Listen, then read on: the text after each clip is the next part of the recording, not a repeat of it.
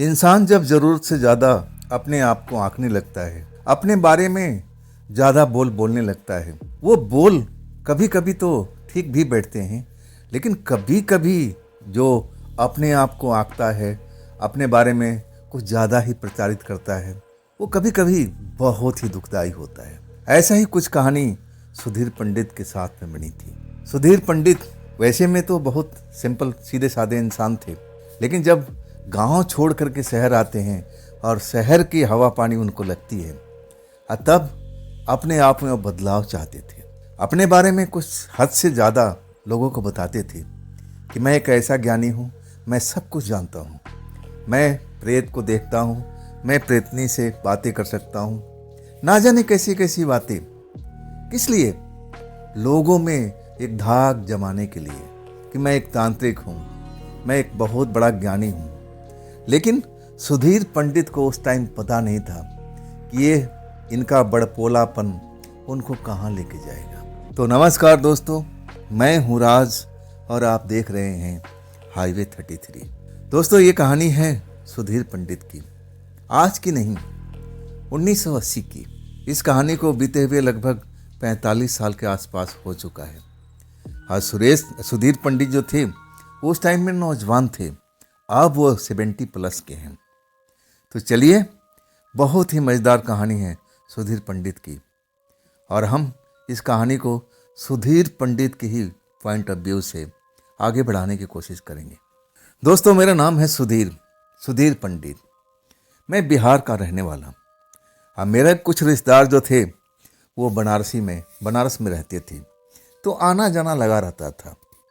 और कभी कभी मैं बनारस के घाटों पर भी घुमा फिरता था।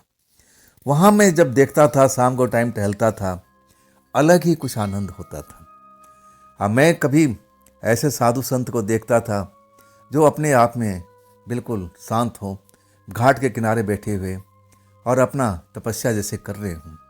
उसमें कुछ अलग भी लोग रहा करते थे।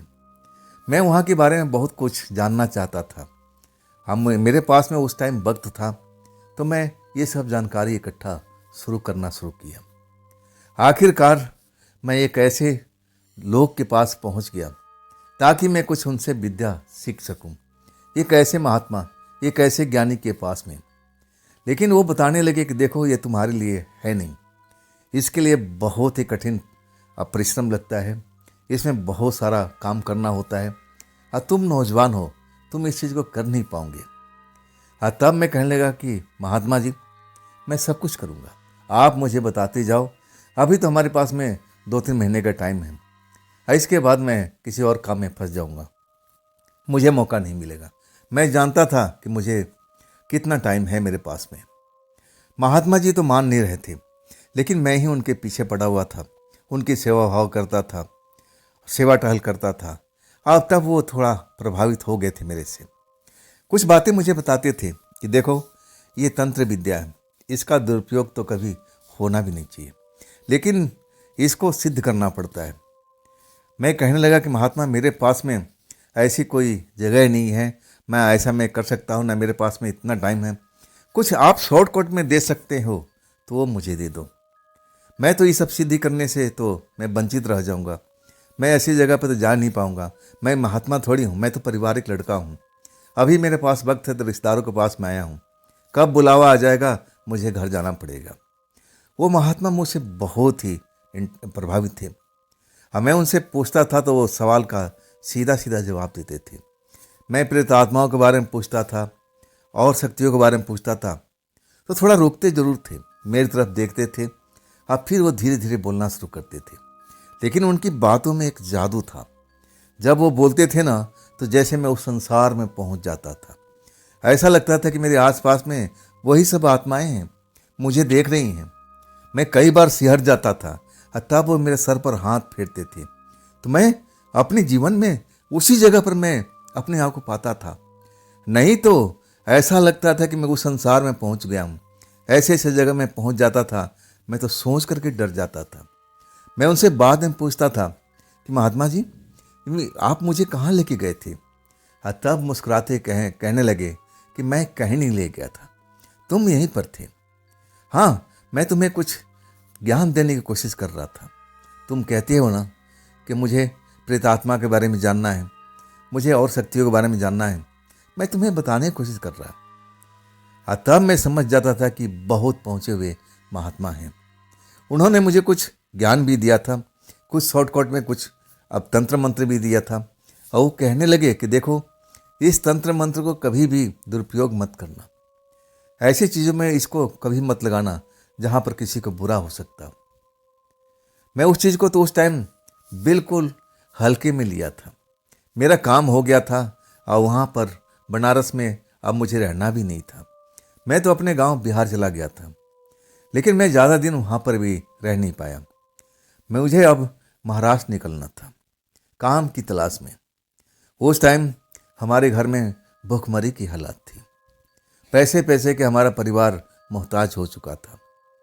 जो हमारे पैसे थे वो भी डूबे हुए थे, कहीं से मिलने का आसार नहीं थे। कब तक किससे कर्जा मांगोगे, कौन देने वाला है, यही सारी समस्या हमारे सारे परिवार के साथ में हुई पड़ी थी। तब मैं अपने दोस्त के साथ, मैं अपने घर का जिम्मेदारी समझा, अपने गांव के दोस्त के साथ जो महाराष्ट्र में रहता था, उसके कहने पर मैं उसके साथ चल दिया था। उस टाइम मैं जोश में था, जवान था। मुझे लगा कि बस मुझे तो पैसा कमाना है, कोई भी काम मिल जाए। पढ़ा लिखा था हूँ मैं थोड़ा बहुत, ये भी नहीं कि अनपढ़ हूँ। कोई भी काम करेगा मुझे मिलेगा, मैं करूँगा, चाहे मेहनत हो, मजदूरी हो। मुझे अपने परिवार के लिए पैसे की ज़रूरत है। मैं वहाँ पहुँचा भी। महाराष्ट्र में मेरा दोस्त लेके गया। वो तो वहीं एक फैक्ट्री में नौकरी करते थे, लेकिन मैं 2-4 दिन तो फैक्ट्री उनके साथ में गया, लेकिन वो बेलदारी, वो मजदूरी मुझे पसंद नहीं था। मैं सोचने लगा कि नहीं, मैं ये काम करने के लिए बना ही नहीं हूँ, मुझे तो कुछ और काम करना है। लेकिन करना क्या है, मैं सोचता रहता था। हाँ, मेरा जो दोस्त था मेरे गांव का, मेरा नाम लेके बताता था, सुधीर, अरे भाई तू इतनी दूर से आया है अपने परिवार को मदद करने के लिए, अपना काम तो कर ले भाई। तब मैं कहता था, छोड़ यार, ये मेरे बस का बात नहीं है, ये मेहनत मजदूरी तू ही कर सकता है, मैं नहीं कर सकता, मैं तो अपने लिए कुछ अलग तलाश करूँगा। वो मुझ पर हंसता था और कहता था कि तुझे अब तो गांव जाना ही पड़ेगा, क्योंकि अब यहाँ पर इस शहर में तेरा गुजारा नहीं हो पाएगा। अब मुझे भी कई बार लगता था कि वाकई में मेरा गुजारा यहाँ नहीं हो पाएगा। मैं यहाँ के लिए बना ही नहीं हूँ, मैं अपने गांव के लिए हूँ, मुझे यहाँ रहना भी नहीं है। लेकिन कहते हैं ना, तकदीर भाग्य कहाँ पर उदय हो जाए, कहाँ से स्टार्ट होना शुरू हो जाए, कुछ कहा नहीं जा सकता। मैं ऐसे ही भटक रहा था। भटकते भटकते एक मंदिर के पास मुझे प्यास लगी हुई थी।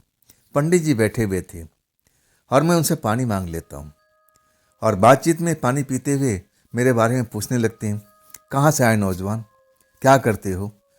मैं अपने बारे में सब कुछ बताता गया कि मैं ऐसे फैमिली से हूँ, पंडित परिवार से हूँ, लेकिन घर में कुछ मजबूरियाँ हैं, परिस्थितियाँ खराब है, तो मैं इस शहर में आ गया हूँ, लेकिन यहाँ मैं मजदूरी करना नहीं चाहता हूँ।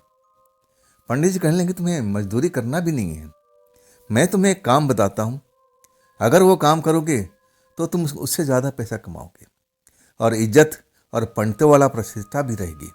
तुम्हें मजदूर नहीं बनना मेरे बच्चे।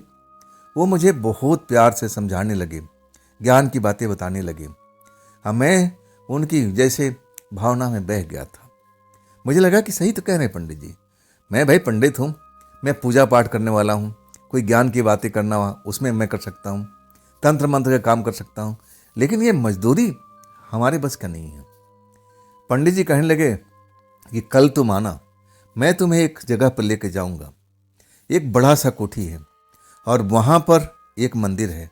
सुबह शाम उसकी साफ़ सफाई, पूजा पाठ करना है, और बाकी वहाँ के जो सेठ लोग कहते हैं उसके अकॉर्डिंग थोड़ा और भी कोई पूजा पाठ विशेष करना हो तो कर लेना। इतनी सी बात है। इसके लिए तुम्हें बंधी बधाई सैलरी मिलेगी, और इनाम तो एक तरह से पुरस्कार भी अब मिलता रहता है। वहाँ पर फल फ्रूट मिलेगा, खाने पीने के कपड़े, नए लत्ते मिलेंगे। मतलब इतना ज़्यादा वो बता चुके थे कि मैं तो बहुत ही प्रभावित हो गया था। मुझे लगने लगा कि मुझे वो काम करना चाहिए, और अगले दिन खुद पंडित जी मुझे उस कोठी में ले गए। तब जाकर देखता हूँ कि वाकई में कोठी तो बहुत बड़ी है। उसमें बहुत बढ़िया फुलवारी भी लगी हुई है। फुलवारी के पास एक भोले बाबा का एक छोटा सा मंदिर है, और उसी मंदिर का मुझे देख रेख करना था, पूजा पाठ करना था, साफ सफाई करना था, समय पर इन चीज़ों का। अब उसके जो मालिक थे, बुजुर्ग थे, उनसे मुझे पंडित जी ने मिलवा दिया, परिचय हो चुकी थी। और उसके बाद पंडित जी तो अपने काम से निकल गए, मैं वहाँ पर रह गया। और वो जो मालिक थे बुजुर्ग, मुझसे पूछने लगे तरह तरह की बातें, क्या क्या कर लेते हो पंडित जी, क्या क्या आता है। मुझे लगा कि कौन सा ज्ञानी है, मैं कुछ ना कुछ अपने बारे में कुछ ज़्यादा ही बढ़ा चढ़ा के बोलूँगा। वो पूछने लगे कि आपको कुछ तंत्र मंत्र भी आता है। मैं कहने लगा हाँ, हमारा परिवार तो तंत्र मंत्र में अब एक तरह से पैदा हुआ है। अपने बारे में बहुत सारा चीज़ बढ़ा बढ़ा करके मैं बताने लगा। मुझे तो तंत्र मंत्र अच्छा तरह से आता है, मेरे पिता को भी आता है, मेरे भाई को भी आता है। मतलब जो नहीं बताना चाहिए ना, मैं उस मालिक को, उस बुजुर्ग व्यक्ति को मैं बताने लगा। मेरी बात सुनकर के बड़ा ही खुश हो गए थे और कहने लगे पंडित जी, इतनी सी उम्र में इतना सारा ज्ञान, मुझे तो विश्वास नहीं होता। बहुत आप पहुँचे हुए लोग हैं, आप बहुत ही महान हो। मेरे बारे में तारीफ करते रहे और मैं तो फूले समा नहीं रहा था। मुझे लगा कि हाँ, हम ऐसे ही हैं, हमारा ऐसे ही होना चाहिए। लेकिन वो बात वहीं तक ख़त्म हो चुकी थी। अब तो रोज़ का नियम था, रोज़ का सुबह शाम पूजा पाठ करना, आरती करना, और फिर अपने दोस्त के घर में लौट आता था। कई बार सुबह आने में अब लंबा दूरी था तो लेट भी हो जाता था। और तब वही बुजुर्ग व्यक्ति जो उस घर के मेन मालिक थे, वो कहते थे पंडित जी कैसे लेट हो गए, समय पाना चाहिए था। और तब मैं कहने लगा देखिए, मेरा जो दोस्त का घर है थोड़ा दूरी पर है और आने जाने में कठिनाई हो जाती है। और तब वो हमारी बात को समझ चुके थे। कहने लगे पंडित जी, मेरा नाम लेके सुधीर पंडित जी, ऐसा करो, मैं आपके लिए जगह का व्यवस्था करा देता हूँ। इसी कोठी में एक कमरा है मेरी नज़र में और उसको मैं खाली करा देता हूँ। वो तो हमने स्टोर बनाया हुआ था, लेकिन अब आप उसमें रहेंगे, आने जाने में कोई दिक्कत नहीं, परेशानी नहीं। मतलब सब कुछ हमारे लिए उन्होंने कर दिया था। और इसके बाद मैं उसी कमरे में रहने लगा जो मंदिर से ही थोड़ी दूरी पर वो बना हुआ था।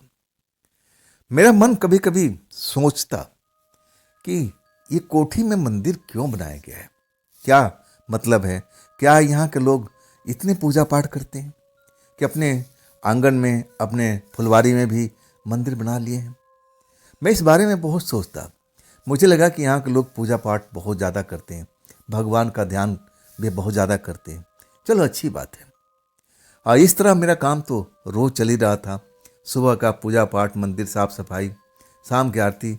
अब अपना काम में मैं मगन रहता था, किसी को अब मुझे बताना नहीं पड़ता था। मैं अपना काम खुद ब खुद टाइम देख करके कर लेता था।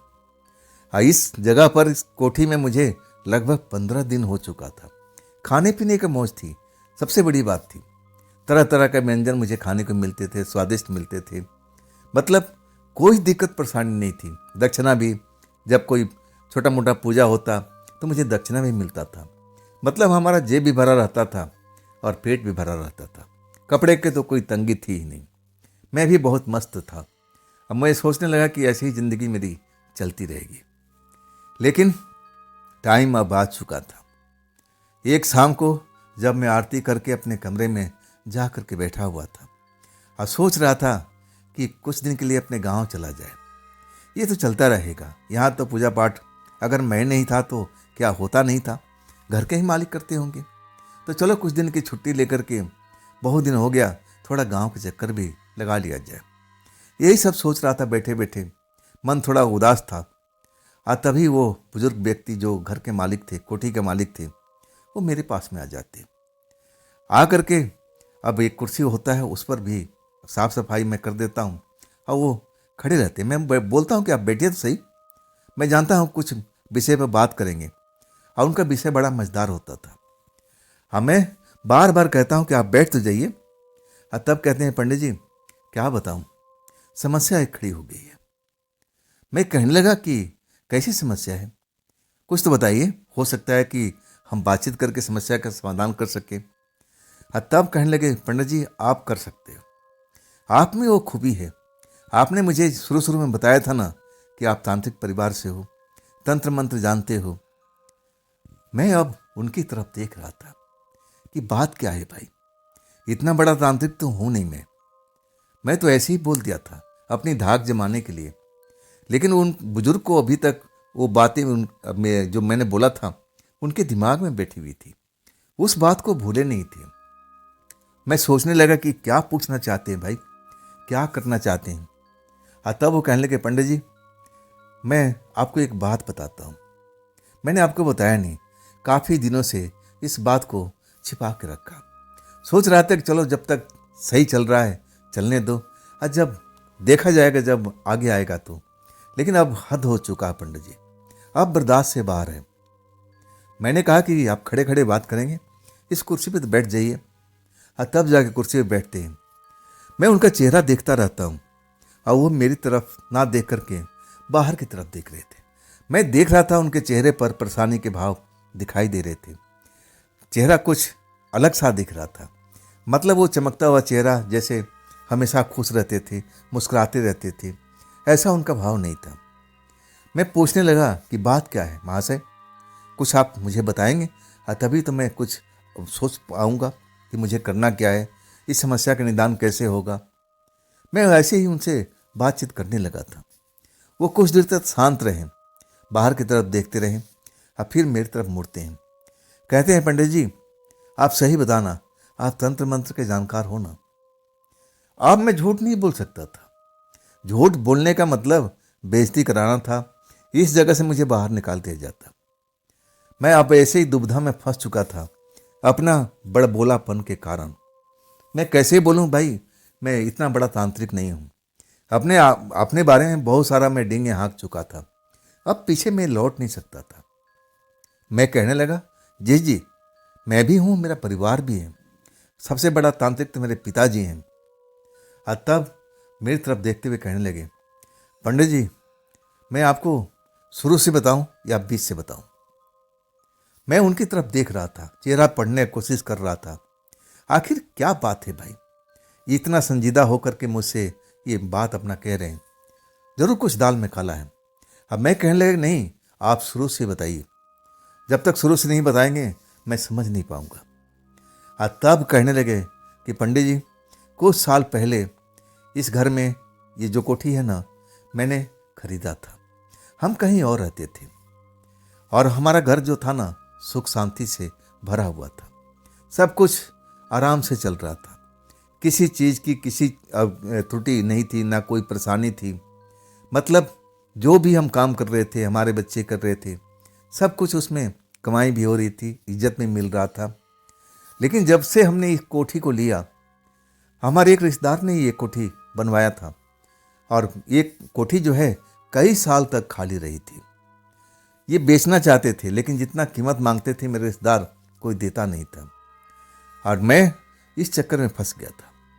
मुझे ये कोठी अब एक तरह से सस्ते भाव में मिल गई थी, मार्केट भाव से। और वो कहने लगे कि आप मेरे रिश्तेदार हो इसलिए मैं ये कोठी दे रहा हूँ, नहीं तो मैं और किसी को देता ही नहीं। ये कोठी मेरे पास में ना जाने कितने सालों से पड़ी हुई है, मैंने किसी को बेचा नहीं। इतना कीमत मांगता था कि कोई देता ही नहीं था। लेकिन अब हमारे घर में है ना, हमारे पास में है ना, आपके पास हो या मेरे पास में हो, बात तो बराबर ही है ना। तब मैं ये कोठी ले लिया था। हाँ, वो भी घर मुझे बदलना ही था। मैं चाह रहा था कि वहाँ पर कुछ अपना अलग से काम करूँ, कुछ और करूँ। और इसके बाद में हम इस कोठी में शिफ्ट हो गए। फिर जो हमारा पुराना घर था उसको हमने तोड़ करके एक ऑफिस वगैरह, शॉप वगैरह के रूप में बनाना शुरू कर दिया। यहाँ कुछ दिन रहने के बाद में सब कुछ सही चल रहा था। हमारे परिवार के लोग भी अब सब यहीं पर रहते थे। हमारे 2 बेटे आप तो देखे ही हुए हो, बहुओं के भी देखे भी हो, सब तो आप जानते ही हो। मैं कहने लगा, हाँ मैं तो सबको पहचानता हूँ, लेकिन आप वो बात बताइए, आखिर हुआ क्या था? इस घर में पहुँचने के बाद में आपको क्या परेशानी हुई? तब कहने लगे कि हाँ, मैं उसी विषय पर आ रहा हूँ। मैं रात को अपने कमरे में सोया हुआ था। मुझे नींद बहुत कम लगती है, अधिकतर टाइम मैं जागते रहता हूँ, भगवान को याद करते रहता हूँ। और अचानक मेरे कानों में एक शोर सुनाई पड़ा। ऐसा लगा कि जैसे हमारी कोठी के पास में एक पेड़ है, वो पेड़ बहुत जोर जोर से आंधी तूफान आ गया है, पेड़ हिलने लगा। मैंने पूछा किस चीज़ का पेड़ है? तब वो कहने लगे नीम का पेड़ है। मैंने बोला कि वही वाला नीम के पेड़? बोले हाँ हाँ, उसी पेड़ को मैं बात कर रहा हूँ, वही नीम का पेड़ है। मैंने बोला कि फिर क्या हुआ? कहने लगे मुझे लगा कि आंधी तूफान आ गया है, तभी ये पेड़ जोर जोर से शोर कर रहा है, हिल रहा है, डालियाँ हिल रही है। मैं विशेष ध्यान नहीं देता हूँ, लेकिन कुछ देर के बाद में मैं अंदाज़ा लगाने लगता हूँ कि पेड़ ही क्यों नहीं हिल रहा है। आखिर ये घर के पर्दे, खिड़की भी खुली हुई है, इतनी तेज़ हवा चलती तो खिड़की भी हवा टकराती, हमारे को महसूस होती, लेकिन ऐसा नहीं होता है। सिर्फ पेड़ के पास में आंधी तूफान जैसी हवा चल रही है, ऐसा पेड़ की डालियाँ आपस में टकरा रही है। हाँ, तब मुझे थोड़ा विचित्र लगा। मैं अपने कमरे से निकल जाता हूँ, मैं अपने बगीचे में पहुँचता हूँ और जाके देखता हूँ ना कि आखिर मामला क्या है, पेड़ इतना ज़ोर ज़ोर से क्यों हिल रहा है। और उसके पास में और भी छोटे पेड़ थे जो बिल्कुल शांत खड़े थे। ना जाने मुझे उस जगह पर उस वक्त तो नहीं जाना चाहिए था, लेकिन मैं पहुँच जाता हूँ। हाँ, जब जाकर देखता हूँ ना तो उस पेड़ के ऊपर देखता हूँ तो एक डाली पर एक औरत बैठी हुई है, सफ़ेद वस्त्र में, और उसके बाल खुले हुए थे और लंबे लंबे लहरा रहे थे। और वही लग रहा था कि उस पेड़ को हिला रही है। और सबसे डरावनी उसकी आंखें थी, बहुत ही डरावनी उसकी आंखें, और लाल लाल सी नज़र आ रही थी। एक नज़र में ही मैं देख के पहचान चुका था कि अरे ये तो कोई प्रेतात्मा है, ये कोई भूत प्रेत है, कोई चुड़ैल है जो हमारे नीम के पेड़ पर बैठी हुई है। उस वक्त जैसे मैं उसको देखता हूँ ना, और मेरा एकदम मन घबरा जाता है, डर जाता है। अब मैं उल्टे पैर भागता हूँ। हाँ, तभी वो मेरी रास्ता रोक लेती है। एक पल नहीं लगता उसको पेड़ से नीचे उतरते हुए, अब मेरे रास्ते के बीचों बीच आके खड़ी हो जाती है। और मैं इधर उधर भागने की कोशिश करता हूँ ताकि मैं कन्नी काट करके निकल जाऊँ। मैं इतना डरा हुआ था, लेकिन वो मुझे निकलने नहीं देती है। हाँ, कहती है ये घर तुझे खाली करना ही पड़ेगा, ये घर तुझे खाली करना पड़ेगा, इस घर में तू आराम से रह नहीं पाएगा। देखना मैं तुम्हारे घर को क्या हाल करती हूँ, मैं एक एक करके सबको मार डालूंगी। ये जगह मेरी है, मैं यहाँ पर रहती हूँ, मैं तुम लोगों को बर्दाश्त नहीं कर सकती। मैं अपनी जान बचा करके और उस जगह से कैसे तैसे भागता हूँ, अपने कमरे में आता हूँ और धड़ाम से गिर जाता हूँ। अब फिर मुझे होश नहीं रहता। जब मेरे बच्चे सुबह में उठते हैं, मेरे कमरे में आते हैं, और तब पता लगता है कि मैं बेहोशी में हूँ, चोट भी लगी हुई है। मुझे होश में लाया जाता है, डॉक्टर बुलाया जाता है, डॉक्टर मरहम पट्टी करता है, और तब कहता है कि नॉर्मल सी बात है, चक्कर आ गया होगा। लेकिन ये बात मैंने डॉक्टर को नहीं बताया, न अपने बाल बच्चों को बताया, ताकि बच्चे डर जाएंगे, फिर इस घर में रहना हमारे लिए मुश्किल हो जाएगा। मैं बहुत डरा हुआ था अंदर से, लेकिन अपनी बात अपने तक सीमित रखा था। मुझे लगा कि नहीं, इतनी जल्दी में ये सब बात अफवाह फैलाना नहीं चाहिए। अफवाह तो नहीं था, बिल्कुल सत्य था जो मेरे सामने में घटा हुआ था। वो खतरनाक औरत थी जो नीम के पेड़ के पास में ऊपर में बैठी हुई थी, और उसका कहना था ये जो घर है ना, उसकी प्रॉपर्टी है, उसकी मालिक है। वो नहीं चाहती कि यहाँ पर कोई इंसान रहे, वो तो चाहती है कि घर हमेशा खाली रहे। इस घर में इंसान उसको पसंद ही नहीं थे। मैं बहुत डरा हुआ था। इसके बाद डॉक्टर वगैरह तो चले जाते हैं। मेरे बेटे पूछते हैं कि क्या हुआ पापा आपके साथ में, सच बताओ। तब मैं झूठ ही बताता हूँ कि बेटा डॉक्टर साहब सही कह रहे थे, मैं ऐसे ही टकरा के गिर गया था, चक्कर आ गया था, और कोई बड़ी बात नहीं है। लेकिन मुझे लग रहा था कि मेरी बात पर मेरा बेटा विश्वास नहीं कर रहा, बड़ा वाला खास करके। मैं सोचने लगा कि जब वक्त आएगा तब देखा जाएगा। लेकिन ये जो समस्या मेरे सामने में आके खड़ी हो गई थी, अब इसका मुझे इलाज करना था। मैं जानता था कि भूत प्रेत ऐसी शक्तियाँ जरूर पाई जाती हैं। अब मैं ये भी जानता था कि जो घर बरसों से खाली रहता हो ना, वहाँ पर दिया बाती ना जलती हो, वो तो इनका सुरक्षित घर बन जाता है, आत्माओं का, प्रेत आत्माओं का सुरक्षित घर बन जाता है। मैं इस बात को अब अच्छी तरह से जानता था। मुझे लगने लगा कि मुझे चिंता करने की जरूरत नहीं है। मैं एक दो तांत्रिक जानता था। अब मैं सोचने लगा उनसे अभी विचार विमर्श करूंगा और मामला सही हो जाएगा। इसके बाद मैं तांत्रिकों से मिलता हूँ चुपचाप। मेरा परिवार कोई जानता नहीं है। मैं पूरी बात बताता हूँ। हाँ, तब तांत्रिक कहते हैं कि आपको चिंता करने की जरूरत नहीं है, ये हम काम कर देंगे। हाँ, इसके बाद वो लोग आते भी हैं जब हमारा परिवार में कोई नहीं होता। मैं ऐसे टाइम में उनको बुलाता हूँ ताकि हमारे परिवार के लोग समझ नहीं पाए कि तांत्रिक यहाँ पर क्यों आए। दोपहर के टाइम में या सुबह में इतना जल्दी बुलाता था, या जब परिवार के लोग आराम कर रहे होंगे उस टाइम में, ताकि किसी को पता नहीं चले। मैं उस नीम के पेड़ के पास में तांत्रिक बाबा को ले गया। वो कहने लगे, क्या यही नीम के पेड़ है? मैंने बोला, हाँ यही नीम का पेड़ है। हाँ, ये वाली डाली पर उस औरत को बैठे हुए देखा था। उसका हुलिया भी बता दिया था। उसकी सबसे डरावनी उसकी आंखें थी। मैंने वो जगह भी दिखाया जहाँ पर वो मुझे जाने नहीं दे रही थी, घेर रखा था, आगे बढ़ने नहीं दे रही थी। मैं उस जगह से अब कैसे उस टाइम निकल के भागा, मैं तो खुद आश्चर्य में था। सब कुछ बताने के बाद जो तांत्रिक थे वो अपनी पूजा पाठ करने लगे नीम के पेड़ के पास में। और फिर वो जो पूरा घर था उसका किलाबंदी भी किया उन्होंने, गंगा जल का छिड़काव किया, विशेष पूजा किया। और कहने लगे अब सब कुछ सही हो जाएगा, आपको चिंता करने की जरूरत नहीं है। और मुझे भी लगा कि हाँ, तंत्र मंत्र में शक्ति होती है और ये जो तांत्रिक बाबा ने किया है बिल्कुल सही हो गया होगा। लेकिन ये ज़्यादा दिन तक चलता नहीं है, 3-4 दिन ही हुआ हो, और तभी रात को वही सब चीज़ मुझे फिर दोबारा अब महसूस होने लगती है। वही नीम का पेड़ जोर जोर से हिलने लगता है।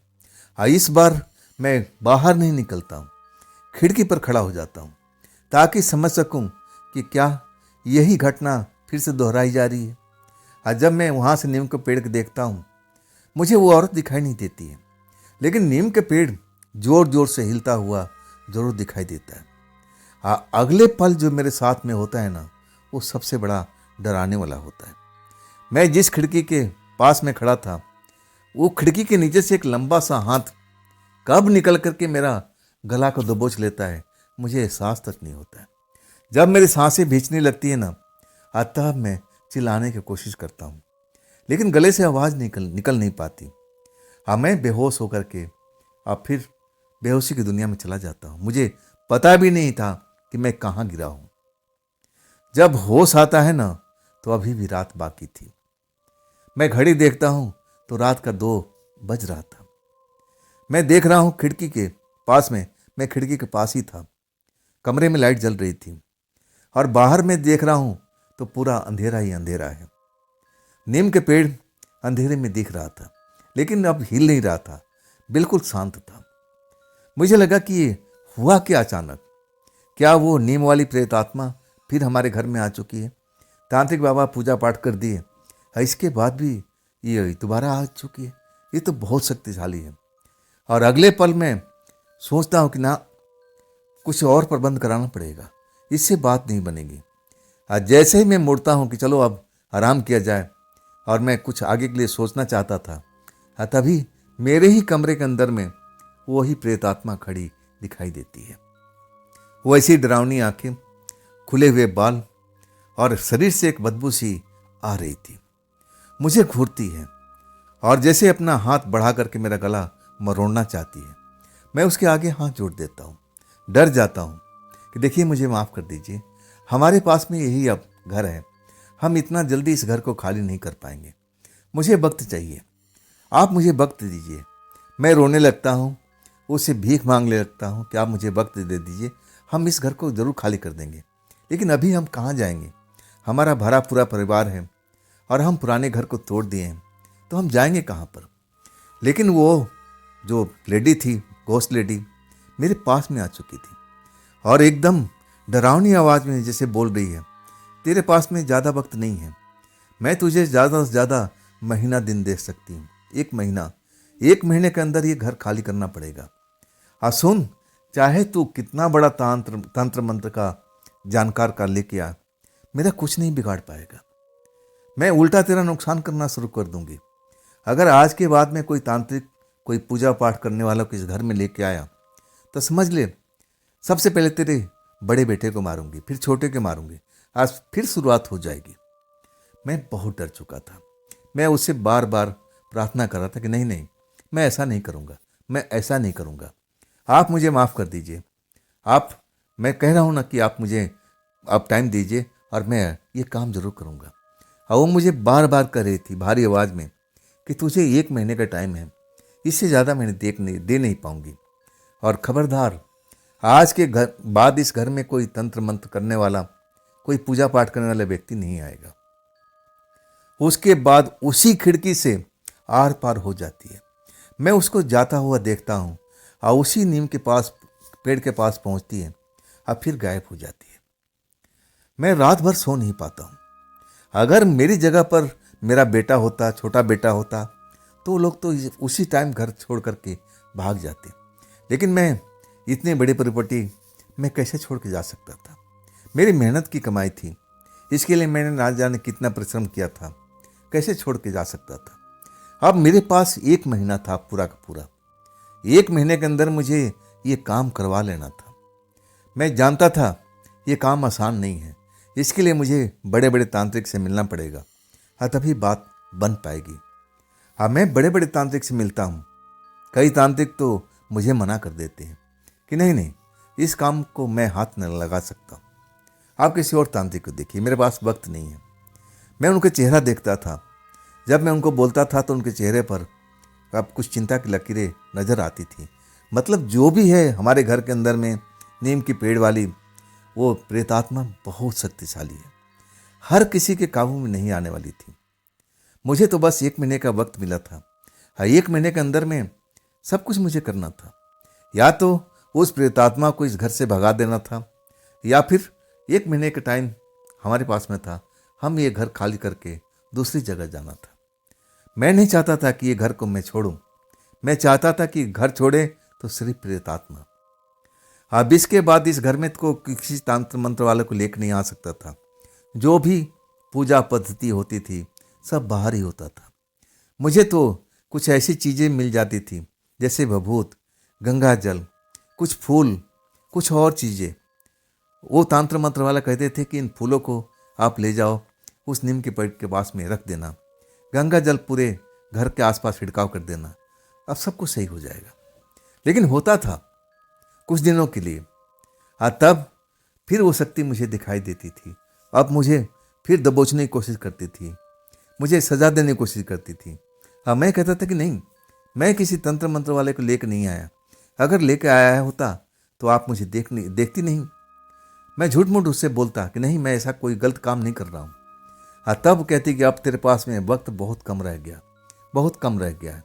जितना जल्द हो सके तो इस घर को खाली कर दे, इसी में तुम्हारे परिवार की भलाई है। मात्र 10 दिन बचे हुए थे।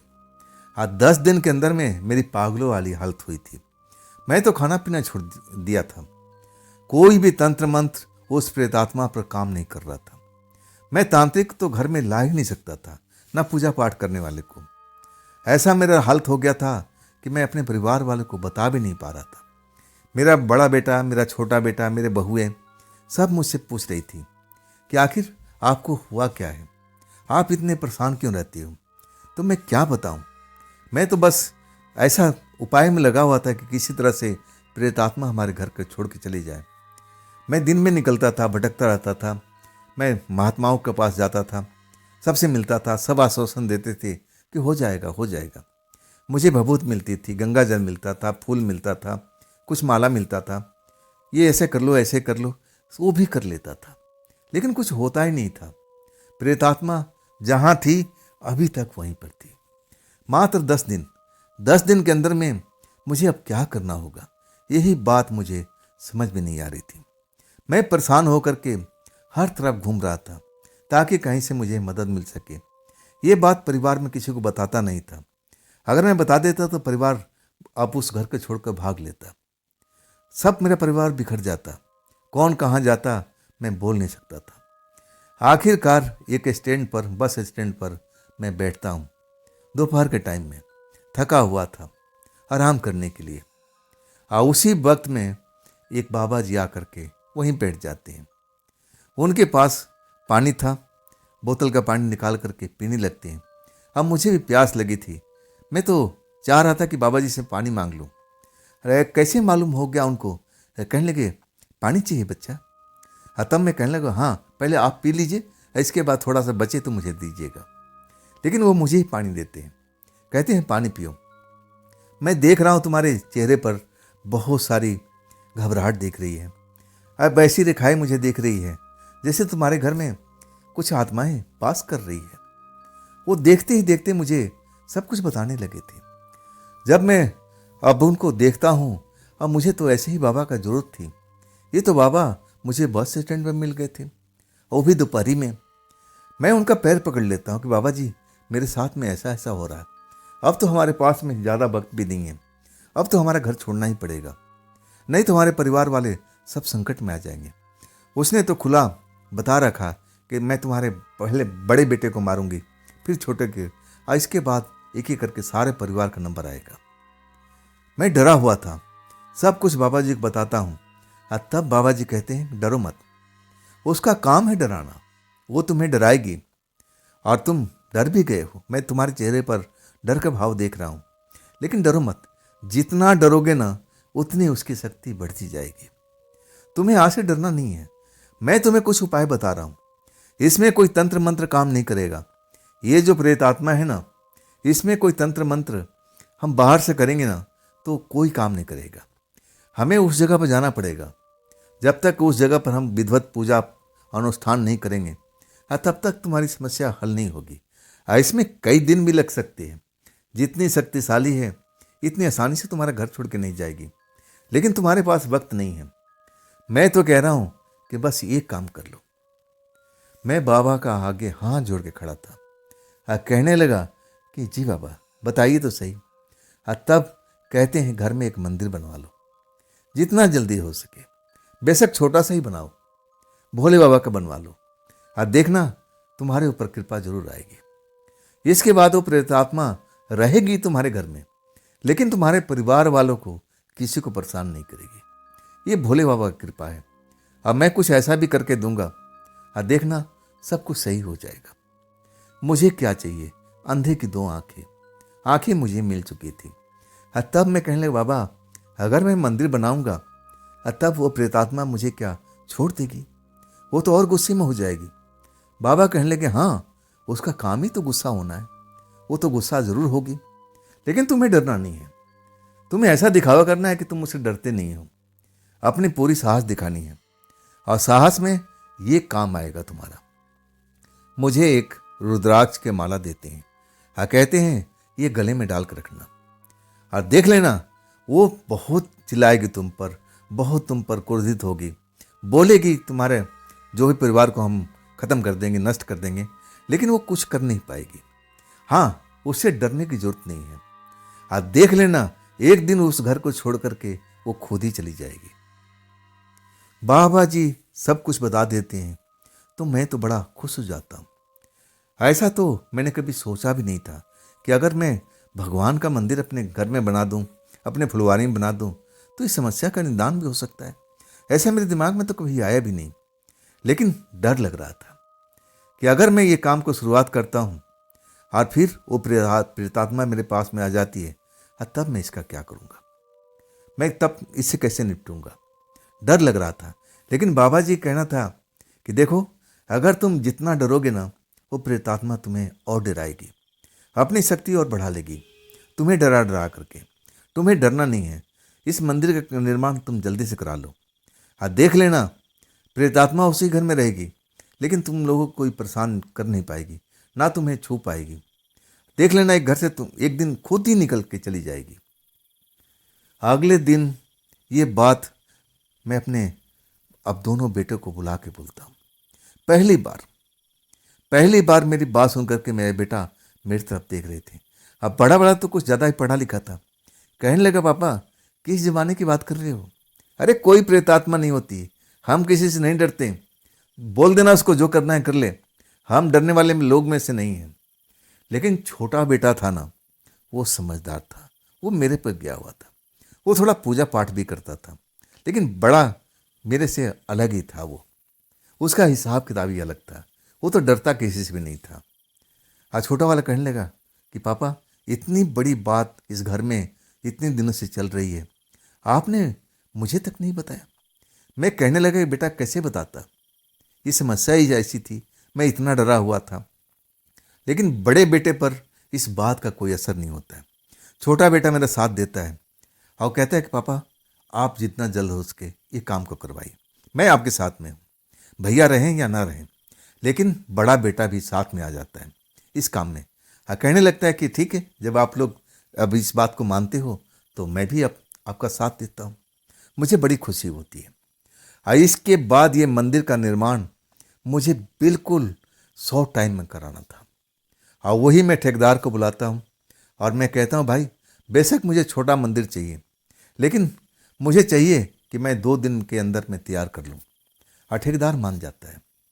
मंदिर जैसे निर्माण कराते हैं ना, वो प्रेतात्मा दिन में तो नज़र नहीं आती, लेकिन जैसे ही रात होता है और मुझे लगता है कि अब तो मेरे पास में नहीं आएगी, मेरे गले में रुद्राक्ष का माला भी होता है, बाबा जी का दिया हुआ, मुझे लगा कि नहीं अब तो मुझे छू भी नहीं पाएगी, ना हमारे परिवार के पास में आ सकती है।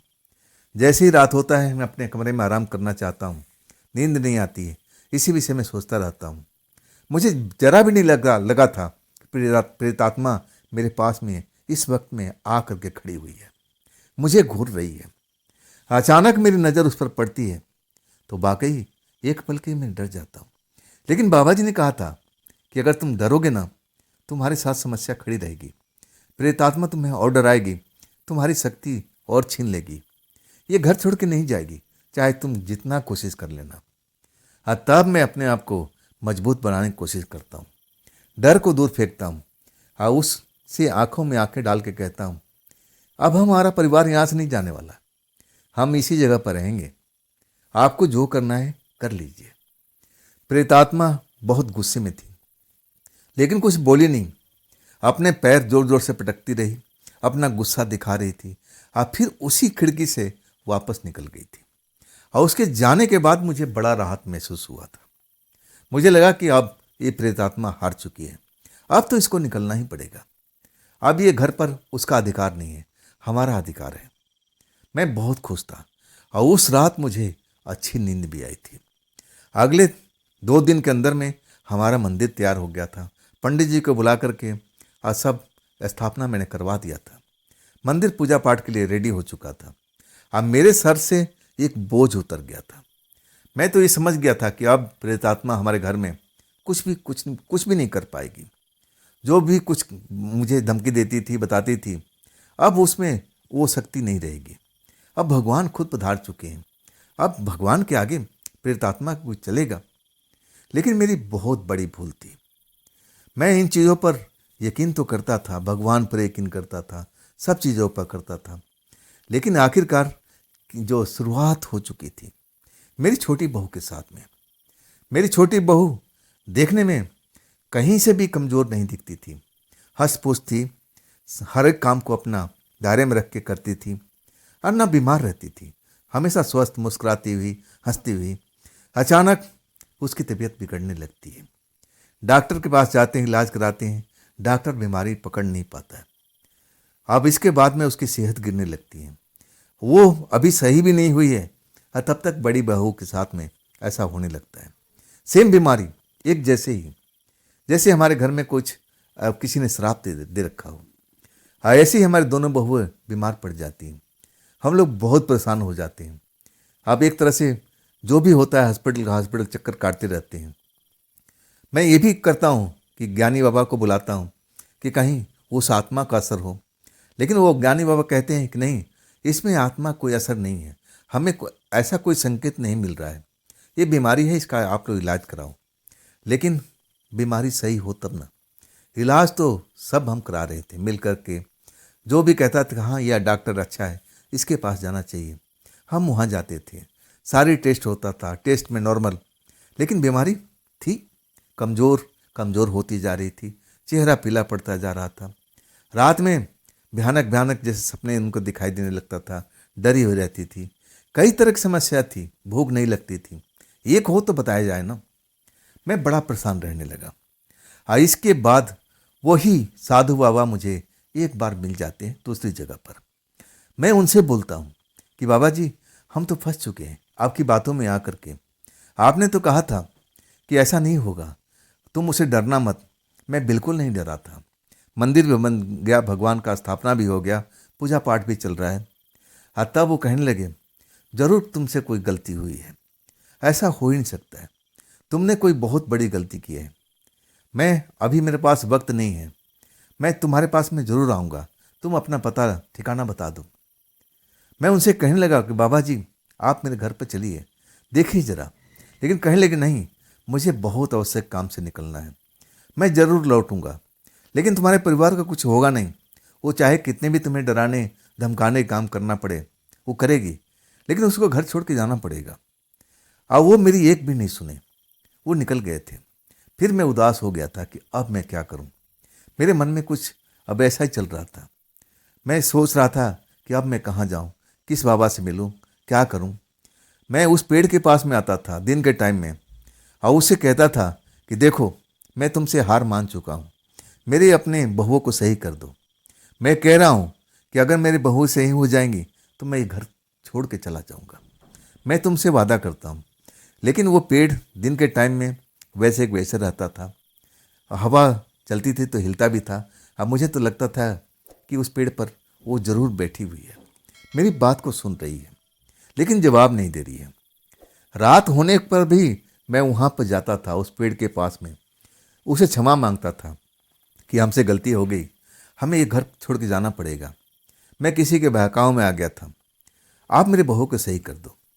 लेकिन वो पेड़ पर दिखाई देती ही नहीं थी। मैं हर तरफ में उसको ढूंढता था कि कहीं पर नज़र आ जाए, लेकिन वो बिल्कुल नज़र नहीं आई। इसके बाद हाँ, ज़रूर असर हुआ। एक बाबा जी ने एक गंगा जल का शीशी दिया। कहने लगे कि अपने बहुओं को पिला दो। हाँ, इसमें टाइम जरूर लगेगा, लेकिन बहुएं तुम्हारी सही हो जाएगी। अगर उसमें उस आत्मा का कोई अब साया होगा तो ज़रूर निकल जाएगा। और क्या था, मैं वही गंगा जल लेकर के अपने बहू को पिलाता हूँ। हाँ, टाइम तो ज़रूर लगा। इसके बाद दवाई धीरे धीरे असर करने लगी और आज देखो मेरा घर परिवार बिल्कुल स्वस्थ है। लेकिन फिर समस्या आके खड़ी हो गई है। मैं अब उस बुजुर्ग व्यक्ति की तरफ, घर के मालिक की तरफ देख रहा था। बड़ा डरावनी कहानी उन्होंने सुनाया था। मैं तो हिल चुका था, मेरे तो सांस जैसे थमने लगी थी वो कहानी सुन करके। गला एकदम शुष्क हो गया था, मुझे पानी की आवश्यकता थी। मैं मटके से पानी निकाल के पीता हूँ और तब कहता हूँ कि अब समस्या कहाँ रह गया, सब कुछ तो सही हो गया, आपकी बहू भी सही हो गई और सब कुछ सही तो चल रहा है, तो फिर दिक्कत कहाँ है, कहाँ परेशानी है। तब वो बुजुर्ग कहने लगे, आज रात को उसी प्रेतात्मा को अपने कमरे में देखा है और वो कह रही थी कि तेरा अब समय आ चुका है, अब मैं तुझे छोड़ूंगी नहीं, तेरा समय आ चुका है।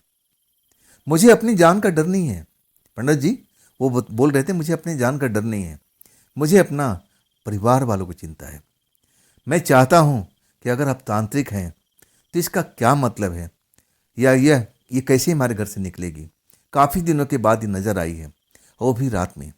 आप तो तंत्र मंत्र के जानकार हो ना, तो क्या ये उपाय आप कर सकते हो, उस प्रेतात्मा को इस घर से निकाल सकते हो। सच कहूँ ना कि मुझे पसीना आ गया था वो बात सुन करके। मैं डर चुका था। मैं इतना बड़ा तंत्र मंत्र का मास्टर नहीं था, मैं कुछ विद्या जरूर जानता था जो बाबा जी ने मुझे बताया था। मैं इतना बड़ा ज्ञानी नहीं था, मैं तो ज़्यादा बोल करके फंस चुका था। अगर मैं इनको मना करता तो मेरा भेद खुल जाता। मैं करूं तो क्या करूं। तब मैं कहता हूं कि एक काम कीजिए, मुझे थोड़ा वक्त दीजिए, इस बारे में मैं गहन विचार करता हूं और समस्या का निदान तो ज़रूर मिलेगा, कुछ ना कुछ तो ज़रूर मिलेगा। मुझे क्या करना है मैं आपको ज़रूर बताऊंगा, लेकिन इस पल नहीं, मुझे सोचने का समझने का अब पूरा वक्त चाहिए, कम से कम 24 घंटे का, और तब मैं इसके बारे में कुछ वो बता पाऊंगा। अब वो मुझे कहते हैं ठीक है, आप सोचिए समझिए, लेकिन इस काम को करना पड़ेगा पंडित जी, आपके अलावा मुझे कुछ और दिखता नहीं है। मैं कहूँ कि उस टाइम मेरा मन कर रहा था ना, मैं उस घर से अपना बोरिया बिस्तर बांधूँ और निकल लूँ, पीछे मुड़ करके ना देखूँ। ये मेरा बड़बोड़ापन मुझे फंसा रहा था, अब मैं फंस चुका था। इतनी बड़ी शक्तिशाली प्रेतात्मा से मैं भला कैसे लड़ सकता था, कैसे भगा सकता था? जबकि मैं तंत्र मंत्र का सिर्फ ABCD जानता था। मैं वहां तक पहुंच भी नहीं पाया था। अब क्या पता वो ABCD काम भी करे कि ना करे, मुझे इस बात की चिंता थी। मैं उनके जाने के बाद अपने बिस्तर पर गिर जाता हूँ। अब फिर सोचता हूँ, मन तो करता है कि बिना बताए इस घर से निकल जाना चाहिए। अब मेरे पास में कोई दूसरा रास्ता भी नहीं था। इस पर मैं अमल करने वाला भी था। तब मैं सोचने लगा कि देखो, वो बुजुर्ग व्यक्ति मेरे पर कितना भरोसा किया था। उसको लगा था कि मैं बहुत बड़ा तंत्र मंत्र का ज्ञानी हूँ। मैं एक ऐसे शहर से आता हूँ, बनारस से, जहाँ पर लोग बाग अब उस स्थान को महत्व देते हैं। मैं उस जगह से आता हूँ। अब मैं कैसे इनसे धोखाबाजी कर सकता हूँ? नहीं नहीं नहीं, मेरी अंतरात्मा मना कर रही थी कि नहीं सुधीर पंडित, तू ऐसे भाग नहीं सकता। ये काम तुझे करना पड़ेगा, चाहे जैसे भी करे, चाहे इसके लिए तेरा जान भी क्यों न जाए। ये तुम्हें काम करना है, तुम्हें साबित करना है कि तुम वास्तव में पंडित हो। तंत्र मंत्र का जितनी भी जानकारी है तुम इस्तेमाल करो, देखना तुम्हें सफलता जरूर मिलेगी। जैसे मुझे मेरा अंतर्मन कह रहा था, मैं अपनी बात को सोचता था और फिर उस पर सोचने लगता था। क्या मैं ये ऐसा कर सकता हूँ? ऐसा मैं कर सकता हूँ? क्या मैं एक प्रेतात्मा से लड़ सकता हूँ, उसको इस घर से भगा सकता हूँ, और वो भी ABCD जाना हुआ, मतलब छोटे से मंत्र के द्वारा? जो ऐसा संभव ही नहीं है। मैं बहुत घबराया था, बहुत डरा हुआ था। अपने बात पर कई बार सोचता विचारता। अब मुझे लगता है कि कई बार मेरे मन कहता है कि भाई यहाँ से निकल ले, तू ये काम कर नहीं पाएगा। अगर तू करेगा तो तेरा जान भी जा सकती है। क्या तू ऐसा चाहता है? मेरा मन कांप जाता था। मैं सोचता था कि नहीं, मैं तो निकल जाऊंगा, रात होने दो, और फिर मैं अपना बोरिया बिस्तर बांधूंगा और इस घर से निकल जाऊंगा। फिर दोबारा इस शहर में नहीं दिखूंगा। मैं सारी रात सो नहीं पाता हूँ। मैं उसी बारे में सब कुछ समझने की कोशिश करता हूँ कि क्या ये काम मैं कर पाऊंगा। कई बार मेरा मन है ना कहता है कि नहीं, ये तेरे बस का नहीं है, तो यहाँ से निकल ले। अब मैं रात में 1-2 बार ऐसा मन भी बना लिया था, लेकिन लगा कि नहीं, मैं यहाँ से भागूंगा नहीं। मैं ये काम को जरूर करूँगा। जितना मुझे आता है, जितना मुझे गुरुजी ने, जो मेरे गुरुजी हैं बनारस के, जो मुझे सिखाया है, उस पर मैं काम करूँगा। वो मेरी मदद करेंगे, वो मंत्र मेरा मदद करेगा। मुझे एक मन में ऐसा ख्याल आने लगता है, मैं भागने के बारे में सोचना बंद कर देता हूँ, और आखिरकार मुझे कब नींद आ जाती है मुझे पता ही नहीं चलता है। सुबह होती है तो मैं बिल्कुल अपने आप को शांत पाता हूँ। एक अलग सा दिन मुझे महसूस होता है कि आज का दिन बहुत अलग ही है, आज कुछ अलग ही होने वाला है। और आखिरकार मैं मंदिर में जाता हूँ, जो करता हूँ, अपना जो काम है, झाड़ू पोछा, साफ सफाई करना, और फिर भगवान का ध्यान करना, यही तो काम था मेरा। इसके बाद प्रसाद वगैरह लेकर के, जैसे मैं हमेशा करता था, उस घर में प्रवेश करता हूँ। अब वहाँ पर उनका परिवार है, सबको प्रसाद देता हूँ, और आखिरकार मैं उनके कमरे में पहुँचता हूँ, मतलब मेन मालिक के पास में। मैं प्रसाद दे करके, तब वो कहते हैं कि पंडित जी बैठो। मैं बैठ जाता हूँ। मेरा चेहरा देखने की कोशिश करते हैं, मतलब पहचानने की कोशिश करते हैं। मैं उनकी तरफ देखता हूँ, वो मेरी तरफ देखते हैं। तब कहते हैं कि पंडित जी, ये आपसे हो नहीं पाएगा। जहाँ तक मुझे अनुमान है, मुझे लग रहा है कि ये घर हमें छोड़ना ही पड़ेगा। मैं नहीं चाहता हूँ कि इसमें किसी के नुकसान हो। मैं उसे माफ़ी मांग लूँगा, ये मैं वक्त ले लूँगा, और वो वक्त मुझे दे देगी। जहाँ तक मुझे अनुमान है, हम लोग इस घर को खाली कर देंगे। आप ये काम बिल्कुल मत करना, इस काम में बिल्कुल मत बढ़ना। मैंने आपसे अब ऐसा काम करवाना नहीं चाहता।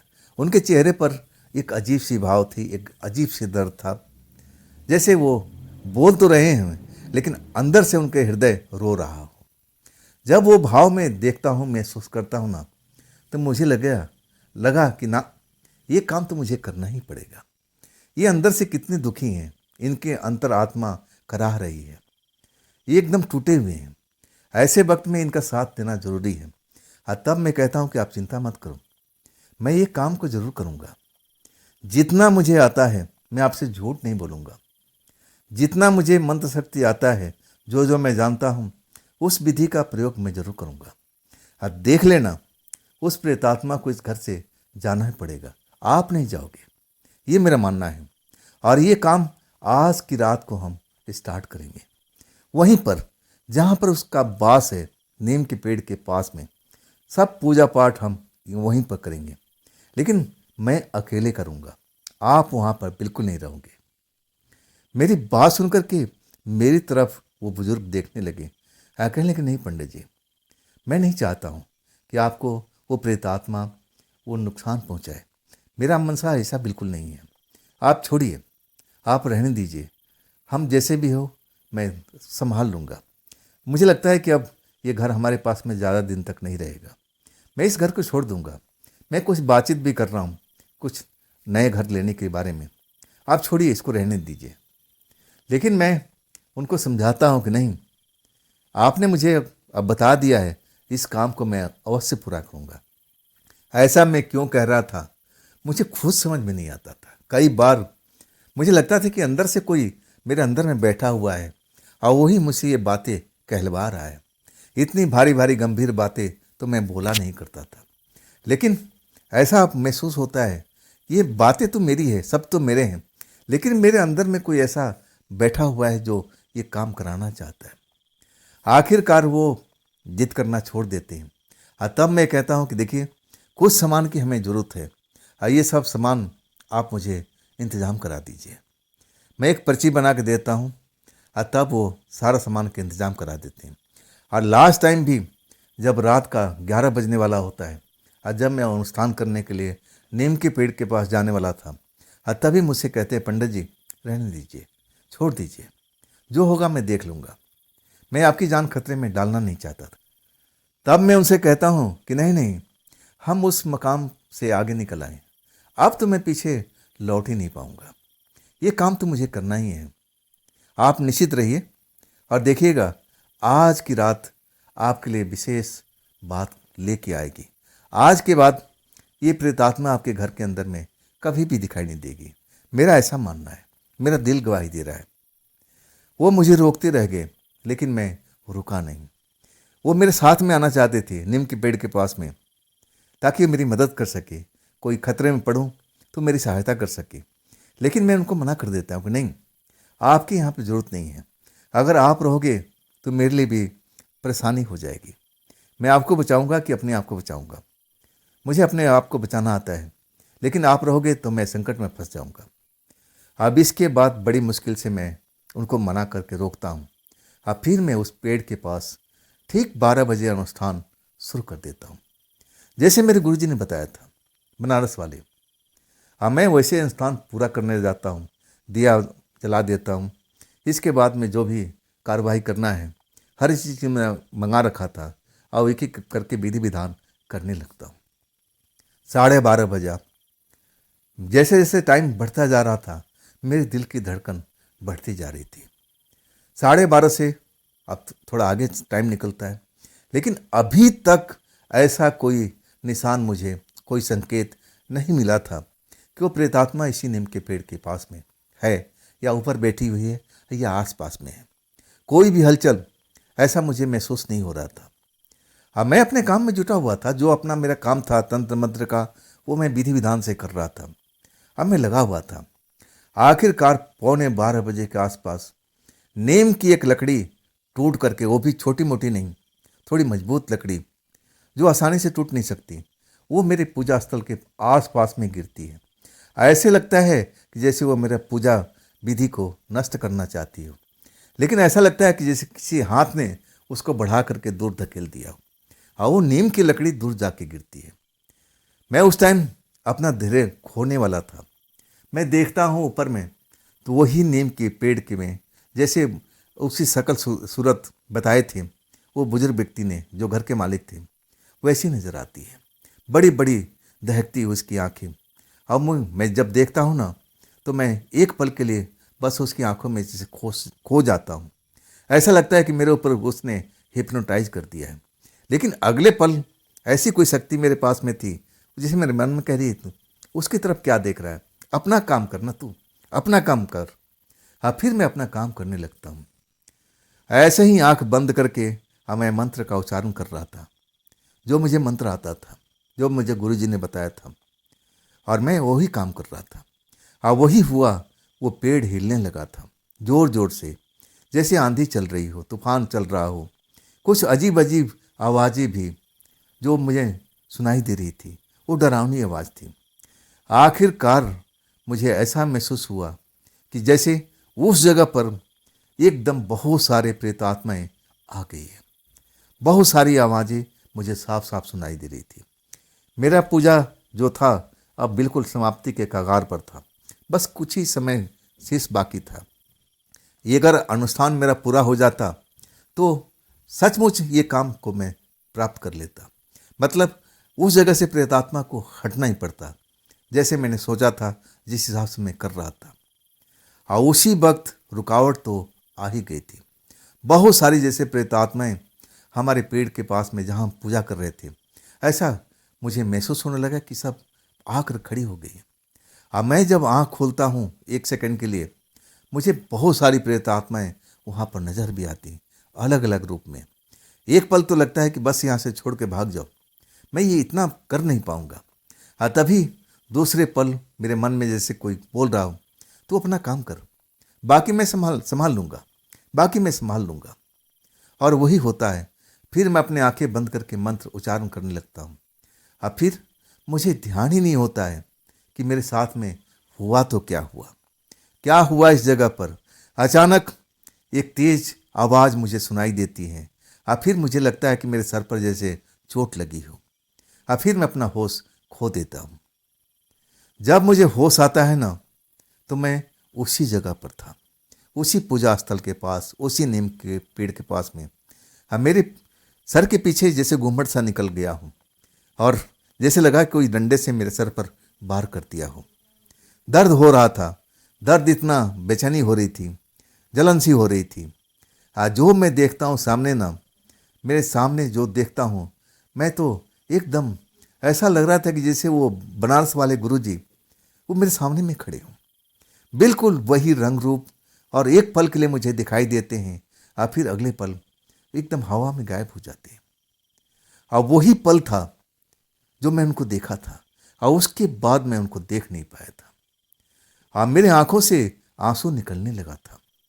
आंसू डर का नहीं, ऐसा लग रहा था कि मेरे मन से पता नहीं क्यों ऐसा रोने का दिल कर रहा था। मैं लगातार रोते जा रहा था। सब कुछ भूल गया था कि मैं यहाँ पर क्या करने के लिए आया था। बस आंखों से आंसू बहता जा रहा था। ऐसा लग रहा था कि आंसू रुकने का नाम नहीं ले रहा था। और वहाँ पर ना तो कोई प्रेत आत्माएं थी, ना कुछ ऐसी चीज़, ना ऐसी शक्ति, ना वो पेड़ हिल रहा था। सब कुछ शांत हो चुका था। समय देखता हूँ, आभास होता है, घड़ी तो थी नहीं, लेकिन ऐसा लगता है कि सुबह होने वाली है। और तभी कमरे की लाइट रोशनी हो जाती है। खिड़की पर मैं देखता हूँ वही बुजुर्ग व्यक्ति का घर, मालिक का घर। वो मुझे हाथ से इशारा कर रहे थे, कुछ बताने की कोशिश कर रहे थे। और तब मैं जान जाता हूँ कि सुबह हो चुकी है। सारा सामान छोड़ करके अब मैं वहाँ से चल देता हूँ उन्हीं बुजुर्ग व्यक्ति के घर पर। वहाँ पहुँचता हूँ और तब हम मुझसे पूछते हैं कि सब कुछ कुशल मंगल तो है ना, कोई दिक्कत परेशानी तो नहीं हुई। अब मैं कहता हूँ कुछ नहीं। और इसके बाद मेरी आंखों में अभी भी आंसू रुक नहीं रहे थे। ऐसा क्यों हुआ था, क्या हुआ था, मुझे समझ में नहीं आ रहा था। आखिरकार जब मुझे ऐसा लगने लगा कि मेरी आंखों में नींद आ चुकी है, मैं जिस कुर्सी पर, जिस सोफे पर बैठा हुआ था, अब उनसे बात करते हुए मैं ज़्यादा भी बात भी नहीं कर पाया था। अब जैसे मुझे नींद लग चुकी थी। जब मुझे वो जगाते हैं मेरा नाम लेकर के, पंडित जी उठो, सुबह हो चुकी है, सब कुछ सही है ना, वो पूजा आपने कर दिया ना। मैं अब आंखें खोल के देखता हूँ तो मैं उसी बुजुर्ग व्यक्ति के कमरे में था। मुझे ऐसा लगा कि मैं यहाँ पर कैसे आ गया, लेकिन धीरे धीरे याद आ गया कि मैंने सारा अनुष्ठान कर दिया था, और लास्ट टाइम में मुझे सर पर चोट लगी थी। एक तेज आवाज़ हुआ था, वो नीम की लकड़ी टूट करके जैसे मेरे पर किसी ने वार किया था, गुम्मड़ से भी निकल आई थी। लेकिन मुझे बहुत ही खुशी थी कि वो मैंने काम संपूर्ण कर दिया था, वो भी विधि विधान से। अब मैं उनको समझाता हूँ कि अब आपके पास में इस घर में कोई प्रेतात्मा नहीं रहेगी। मेरा गुरुजी का आशीर्वाद मिल चुका है, मैंने उनको देखा है। और तब जाकर उनको विश्वास हो जाता है। वो मानने वाले लोग थे, पुराने लोग थे, और वो समझते थे इस बात को। आखिरकार उस घर में पूरा महीना मैं और निकालता हूँ, और वो ढूंढने की कोशिश करते हैं कि प्रेतात्मा क्या घर से निकल गई है कि नहीं। लेकिन उस प्रेतात्मा का कोई संकेत, कोई निशान उस घर में मिलता तक नहीं है।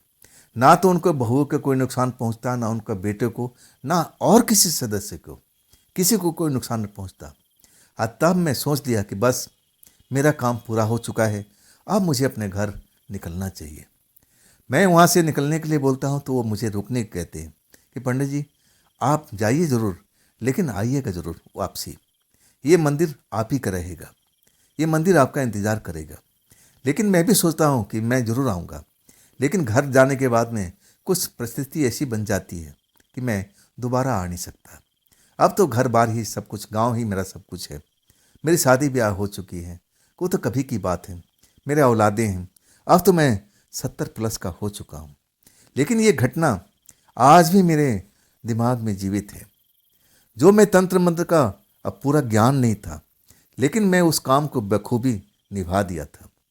और ऐसा मुझे लगा था कि जैसे मेरे गुरुजी हैं ना, बनारस वाले, जिनसे मैं ये सब ज्ञान लिया था, मैंने उनको देखा था उस जगह पर सेकंडों के लिए, जैसे मेरे सामने में आ गए थे और फिर वो गायब हो गए थे। ये चमत्कार से कम नहीं था। हाँ, इसके बाद में बनारस में ज़रूर गया था अपने गुरुजी को ढूंढने के लिए। और तब जाके ज्ञात हुआ कि जब मैं वहाँ से शहर के लिए निकला था ना, तो कुछ महीनों के बाद उनका निधन हो चुका था। यानी वो अब इस दुनिया में नहीं थे। तो ज़रूर मेरे गुरुजी थे उस टाइम, मेरे बुलाने पर या मंत्र जो दिए थे, जिसका मैं जाप किया था, वो उन्हीं का तो मंत्र था। अपने मंत्र की लाज रखने के लिए एक तरह से कहूँ ना तो ज़्यादा बेहतर होगा। वो जानते थे कि मैं इतना ज्ञानी नहीं हूँ और मैं फंसा हुआ हूँ। शायद वो मेरी मदद करने के लिए उस टाइम आए थे, और तभी तो प्रेतात्मा से उस घर की आज़ादी मिली थी। तो दोस्तों, ये थी आज की कहानी। ये कैसी थी आप ज़रूर कमेंट में ज़रूर बताइएगा।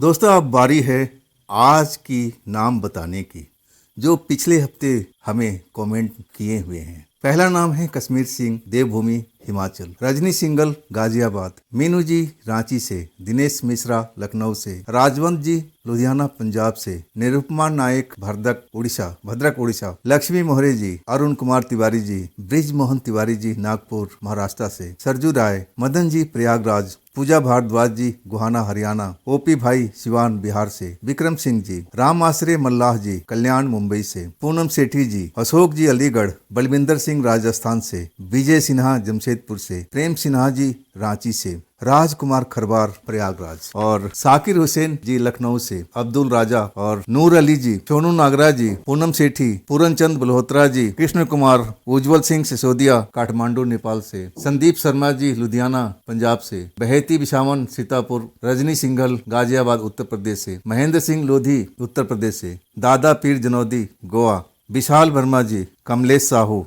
दोस्तों, अगर आपके पास भी ऐसी कोई अपनी कहानी है, कोई अपनी आत्मकथा है, कुछ ऐसी बातें हैं जो आप मुझ तक शेयर करना चाहते हो, तो आप ज़रूर कीजिएगा मेरे इंस्टाग्राम पर, मेरे व्हाट्सएप नंबर पर। और दोस्तों, ये भी चैनल आप ही का है, तो इसको भी अपना प्यार दीजिए, लाइक कीजिए, सब्सक्राइब कीजिए, अपने दोस्तों को शेयर कीजिए और हाई वाले बटन को ज़रूर दबाइएगा। तो दोस्तों, कल मिलते हैं एक नई तरह की कहानी लेकर के, और आपको कहानी बहुत ही पसंद आएगी, कल वाली कहानी। तो दोस्तों, अपना ख्याल रखिएगा। नमस्कार।